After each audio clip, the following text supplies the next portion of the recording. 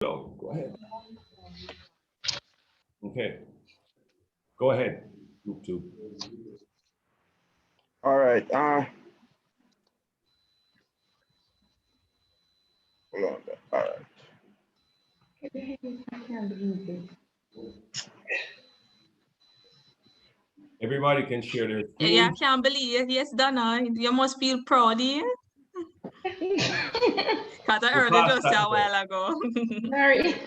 Let's get going on this. We can talk about that later on up to Sunday. Okay. All right, Susan. Good evening, classmates. Good evening, Mr. Laws. Thank you so much for being with our group for this presentation on our case analysis, which is managing change at urban affordable housing.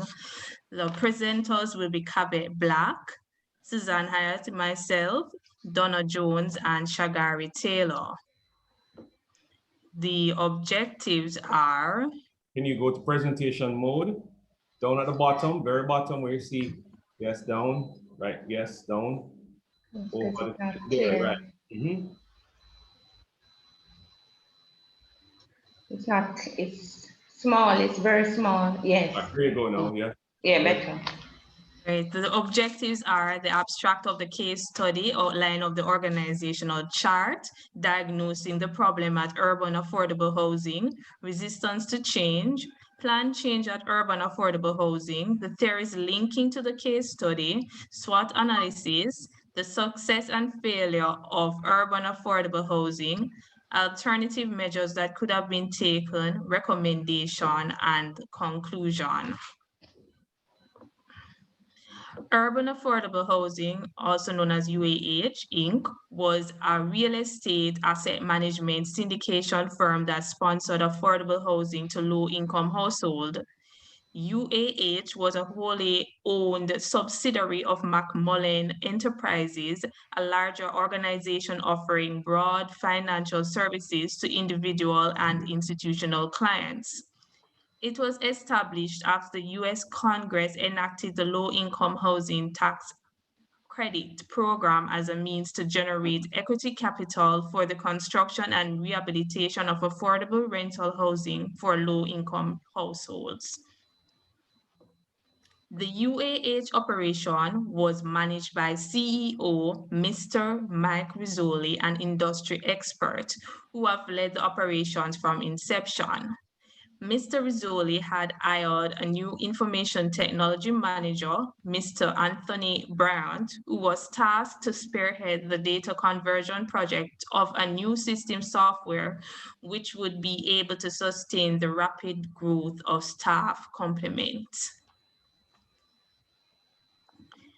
As you can see, this is the organizational chart of urban affordable housing, which is a top-down approach. At the top is Mr. Mike Rizzoli, who is a subsidiary CEO, president. It is divided into two groups, the front office and the back office. Under the front office, this headed by the Mr. Bart Langley, who is the Senior Vice President of Investments. Under him are the acquisitions team, underwriting team, and Chris Howland, the communication manager. Under the back office, it's Tina Mirosi, the Vice President of Accounting. Under Tina Mirosi are the accounting team and Mr. Anthony Brandt, who is the IT manager. The other side of the back office is headed by George Mathis, who is the Vice President of Asset Management, and under him are the asset management team. In diagnosing the problems, you realize that there is power struggle within the organization. There's an authoritarian leadership style by the head, who is, of course, Mr. Mike Rizzoli, and the Senior Vice President of Investments, Bart Langley. There is a particular scene that Mr. Bryan, the IT manager, have observed where Mr. Langley told his employees who are overworked that they cannot hire new employees until they continue working until midnight, 6 days a week. So in other words, they're saying that they have to be extremely tired, almost ready to drop down before they can take their point in getting a new personnel onto their team. In the meanwhile, Mirosi and Mathis, they have more a laissez-faire style, which is a laid-back type of approach. They have a strong rapport with their team and they hated confrontation. There is also an observation that it has outdated database system. It took nearly 7 years before Brian's hire for a push to upgrade their data system. So there's three times, you know, they have been trying to get this system to be upgraded. And it was originally started by the front office team, which was developed to track basic information about each property for compliance and reporting purposes. But according to the new hire, Mr. Bryant, he realized that it was not designed properly because it lacks scalability and is not flexible to meet future demands, which urban affordable housing needs. And before his hire, the hire before Bryant, there was a Mr. Chris Howland who had little experience in data management, and he was a project lead. And because of his lack of experience, many persons on the team didn't have any faith in him. And in the end, it showed that this new system did not work with the old system, which is a legacy system, and the back office continued to use the old system. And Mr. Bryant was hired to revamp the database of upgrading the system. There have been UAH needed to be more structured. There's confusing roles with the change agent. The associates were hired. For example, the hired employee system to Stephen Donovan, who is a sales associate, to build the database because of a request from Mr. Rizzoli, the CEO. He did not really put any much effort into it because his role is really in sales. So it was just left there. So when it feels like he will just put little things that will actually benefit him. And Mr.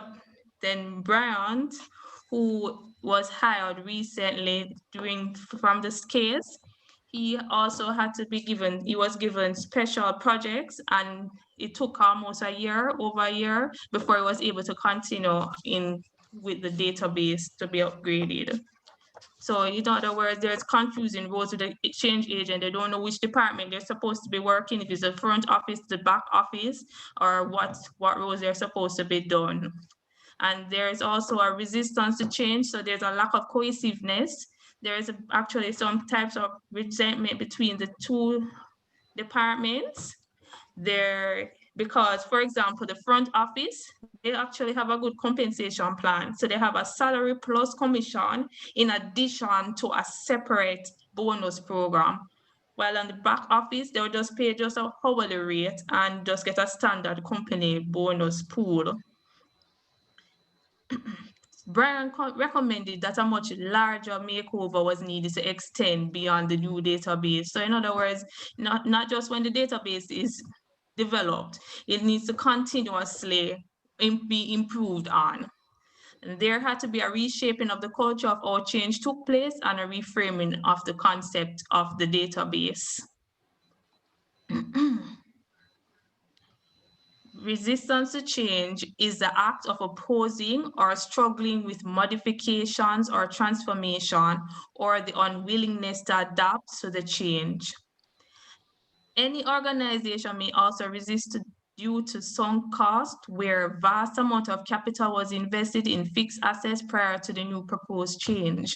As in the example with the previous change agent before Browns, he actually, the organization invested into making the database happen, and they basically have a sunk cost because the actual database did not work. And moving along with Donald, we'll be talking about plan change. Okay, good evening. Continuing from Susan, my teammate, in analyzing the case, we saw where we look at plan change, and plan change is change resulting from a deliberate decision to alter the organization. It is also an intentional goal-oriented activity.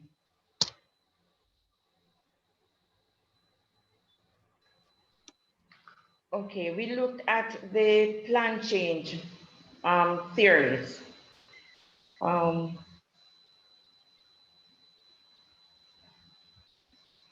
Okay, we looked at the plan change theory, plan change theory models to in order to diagnose the problems at UAH, or urban affordable housing. It can be simply put, developmental change undertaken to improve the operation at UAH.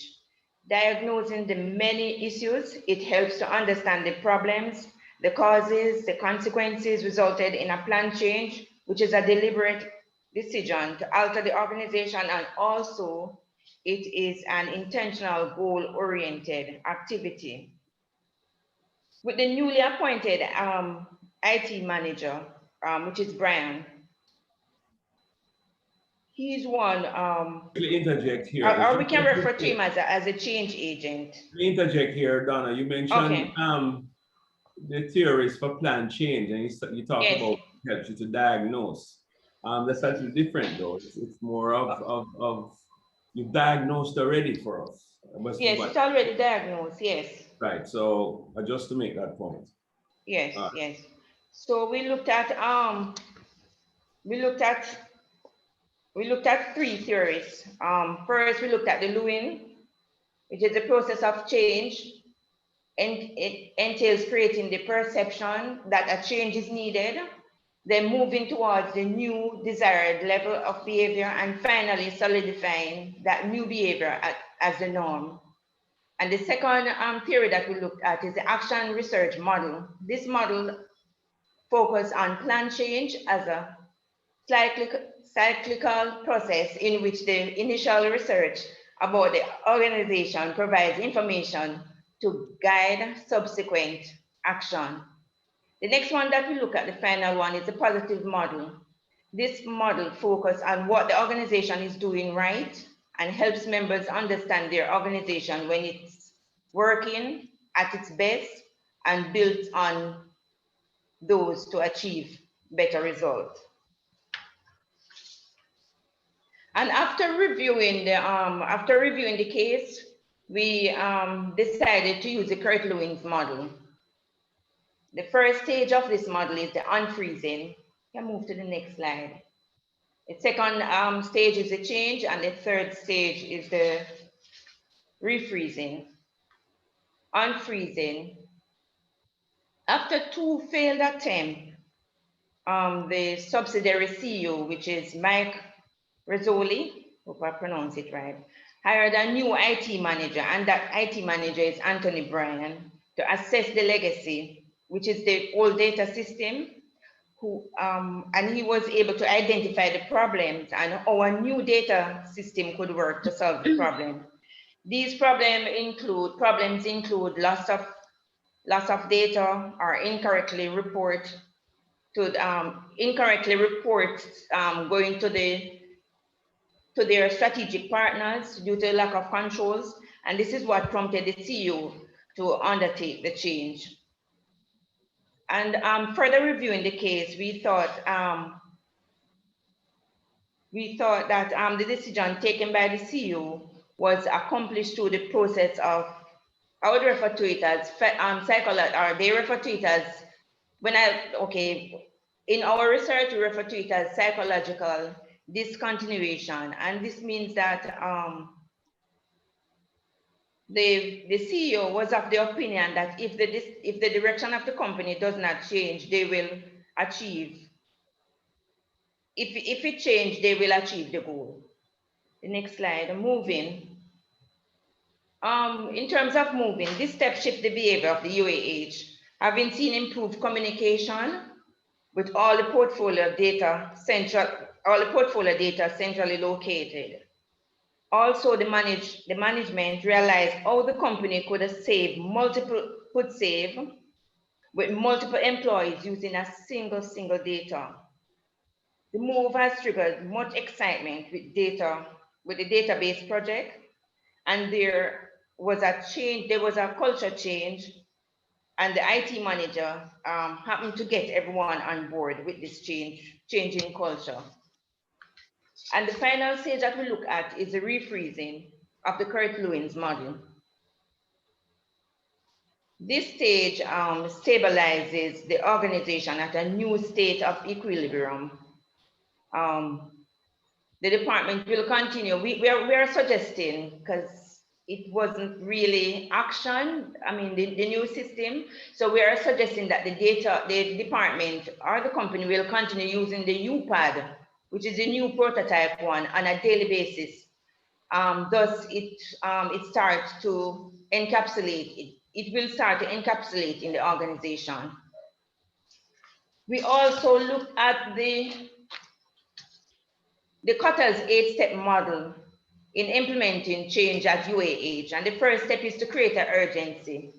And in creating this urgency, we develop a sense of urgency around the need for change, given that the software is outdated and is vulnerable. Anyone can hack into their system. And step 2, we form a powerful coalition. In this step, in order for the change to be effective, the change agent must have dialogue with the heads of department to get them to buy into the change. Step 3, create a vision of change. The goal of this new expanded system would be to tie in all facets of the operations. Imagine you have the back office and the front office. It's like it's 2 different companies operating under one cover. Improving interdepartment communication and the accuracy of information on the portfolio of real estate assets, which is their main business. The next stage is to communicate the vision of change. The IT manager would introduce a small working prototype that was presented to senior managers, and that's how they started to buy into the change. The next step would be step 5. Is to remove the obstacles. And in removing the obstacles, they have interpersonal issues at UAH.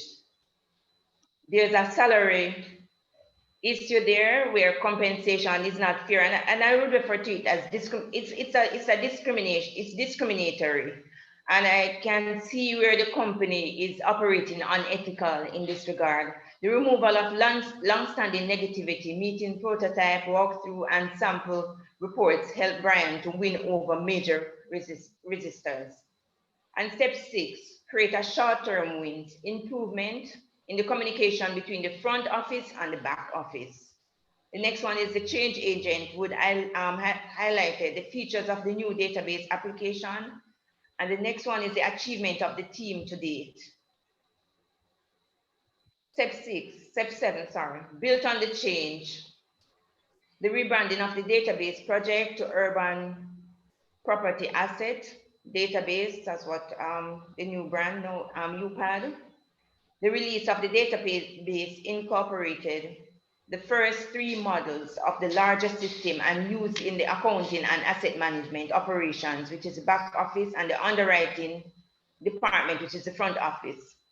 Brian broke the project into 10 different modules that would address specific needs in the system, and this would make it more efficient. And the final step of the Kotter's 8-step change model is anchor the change in corporate culture, continuous communication between the 2 business units, efficiency of the UPAD database, which incorporated in the organization culture, sorry. Let me ask a question. What you just went through, are you saying that they did this, or you're recommending that this would have been done? I didn't get the clarity on that. He did it, but we make some recommendation. Because I know you have a section from what I saw where you talk about recommendations. So I'm just trying to be clear. All right, never mind. Go ahead. Okay. Okay, good evening, everyone. So we'll be looking at the SWOT analysis for UAH. Okay. When we analyzed the case, we realized that the company had some major strengths, and one of the strengths is that they had a diversity in terms of staff members with experience as well as qualification. So some of them were experts in their field. Take for example that the CEO is an expert in his industry. The IT manager was also an expert in his field as well. And you also had the underwriting team who is excellent in banking. So you have a wide variety, diversity of knowledge, and the younger team members were tech savvy as well. So they knew about technology. Next, please. When we looked at the weakness, we realized that we did not get a sense of what UAH mission and vision was. So there was no clear and concise mission and vision. There was power struggle within the organization, and we know for a fact that the database system was outdated. And the CEO, he entertains nepotism. What we mean by this is that after Bryant, who is the IT manager, after he developed the system and he was almost ready to complete the system, the CEO advised him that, I have a friend who has a system, a new system, and it can work. It may be that it can work for their type of company, but it's not a fact that it can work for this organization. And we looked at that there is confusing roles. Why we say this is that Brian, for example, was hired for a specific task, and during carrying out that specific task, he was drawn away or pulled away into another direction, and he was the only person within that IT team. And we recognize that he was not the only one. The other two change agent prior to that was also pulled into different fields, and the tasks that they came specifically for became second nature. And we realized that there is no cohesiveness. Front office was operating differently and back office the same. So there was no cohesiveness. One was using spreadsheets, the other wasn't. Next, please. So we realized that there is a new opportunity for the organization to move from where their current status. And if the new database system is implemented, we see where the company will save, we gain financially, save time in terms of processes, customer satisfaction. So if the new database system is implemented, then the company will move on to their next, to improve status. Next, please. So what the strengths that we were looking at, now we touch on it, the resistance to change. So if the individuals is not buying into the change process, and we see where they weren't, the change process, it happens, this is the third time that they're trying to change the database system. So there were two other failed attempts. And because of this now, the employees, they're not willing to buy into the change. So it's a threat to the organization. And we recognize that Brian too was not getting the necessary resources that could improve on the upgrade and the migration of the new system. And when we looked also, there is a possibility that it will cause reputational damages to the organization. And when we talk about the reputational damage, we're talking about if it's heard that the CEO he pushes his workers, it would not look good on the organization, and it would cause a high turnover staff complement.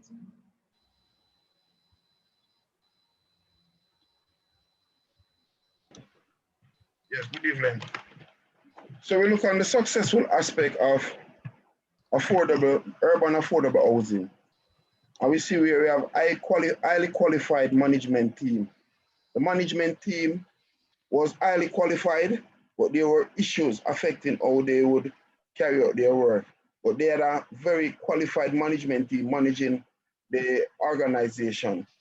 And all the employees were expert in their respective fields.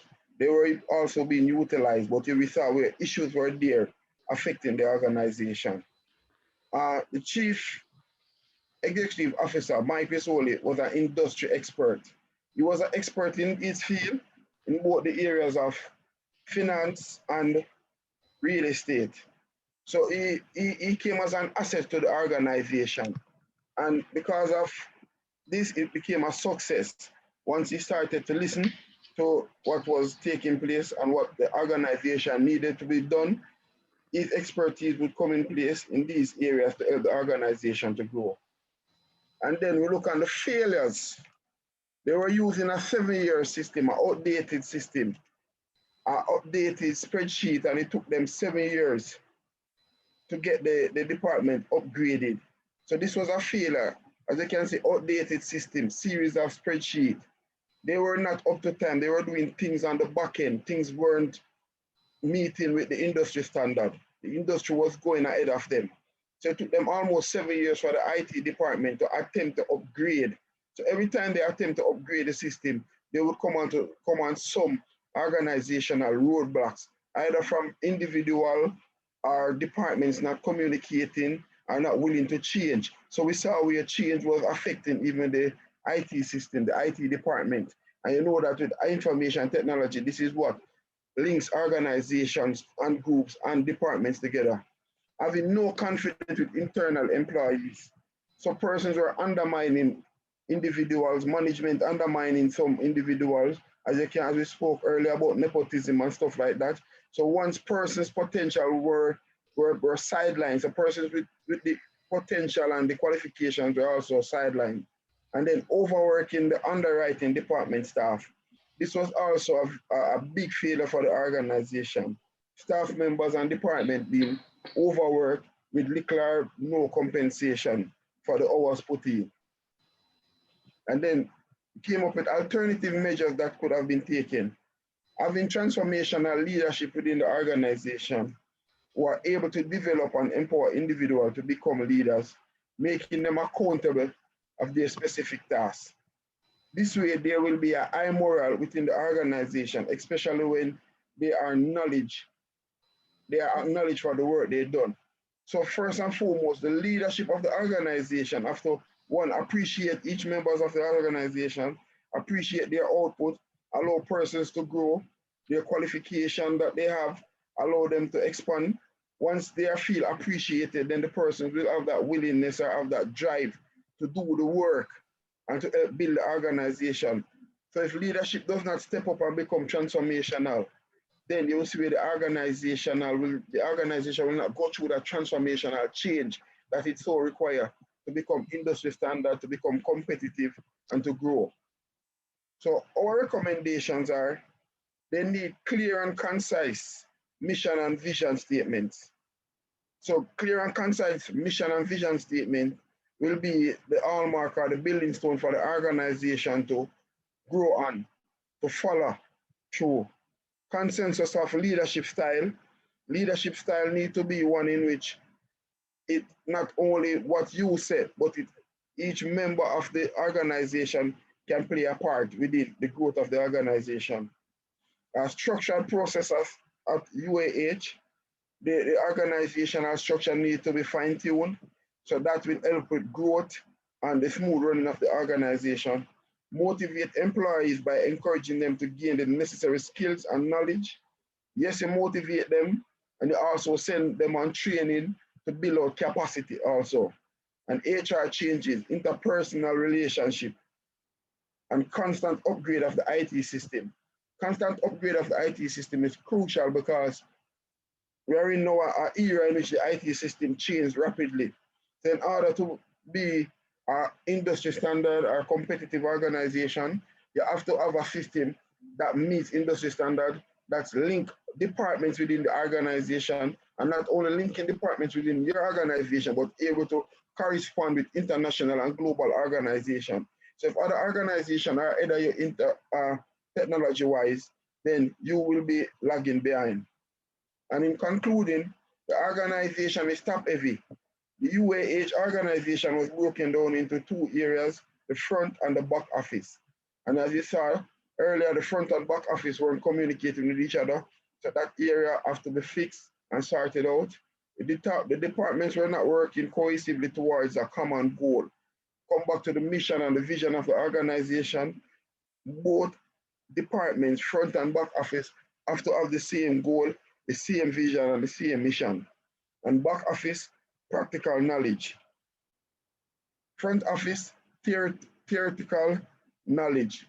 Conflict because of breakdown in communication. Communication breakdown is very dangerous to an organization, because if you have two departments not communicating with each other, then the organization will not be going in a direction of growth. One area will be doing one thing and one will be doing the other thing, and that can lead to major organizational breakdown and organizational failure. And then that is where you will definitely need an organizational change, a reculturing of the organization, getting both departments together to work to one common goal. And the CEO planned on purchasing a database because the individual was his friend. So because his friend influenced him, he planned on making that purchase. And that's the end of our presentation.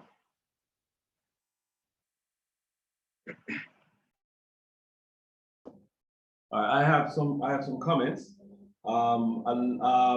Your presentations weren't bad, but it was not as clear as I think it could have been in terms of the sections. That's how you made the sections in it. I think it could have been clearer, right? Your resistance to change, I think if you had set it up in a different way, it would have been more understandable for us and for myself and persons from the other group who are listening on, but it wasn't as clear as it could have been. The ambiguity of the roles, I think you should have emphasized that a little more, because I heard that come out in one section, that there was some persons who didn't know what they were supposed to do. The fact that you had 2 previous failed attempts, I think you should have I think you should have elaborated on that a little bit more, because that's where you're getting the resistance to change. Because people are they would have been a little, skeptical about that change, because you've tried twice already and failed. So who's think that you're going to succeed at this now? You mentioned that it's top heavy. I didn't see from the org chart. I didn't see that the organization was top heavy. If you could go back to it quickly, I'll show you that I didn't see it as top heavy. I didn't see that as top heavy, I must say. Well,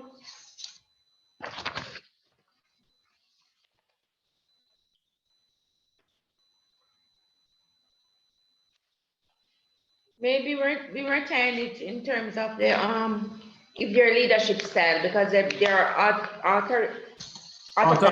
yes, I saw that and I heard that from you. But in terms of the structure, I don't see where it's top heavy. Top heavy would be if you had a couple more managers there, and I'm not seeing that. All I'm seeing is the departments, the back office and the front office, and then you have a vice president accounting, which is fine, and then you have a vice president asset management. So you have 3 vice presidents, one for asset management, one for accounting, and one for investment, which I don't think that's top heavy. But anyhow, just as an observation, you're saying that they work in silos, the back office and the front office. Yes, is that the case? Is that what I heard? That the back office works independent from the front office and the back office doesn't know what the front office is doing? Yes, that is what originally happened. Yes. Oh, Because they work independently. So it's like they're in a different, it's nice as well them being a different company from each other. That's how it was that was the type of atmosphere. okay. And the processes were different too.